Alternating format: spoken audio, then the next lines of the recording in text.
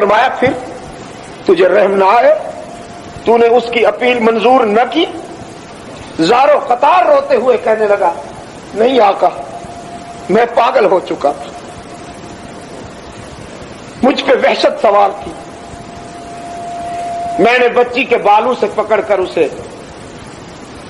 گڑھے میں پھینکا تھا اور وہ تڑپتی رہی کہ میں نے وہ گڑھا مٹی ڈال ڈال کے برابر کر دیا۔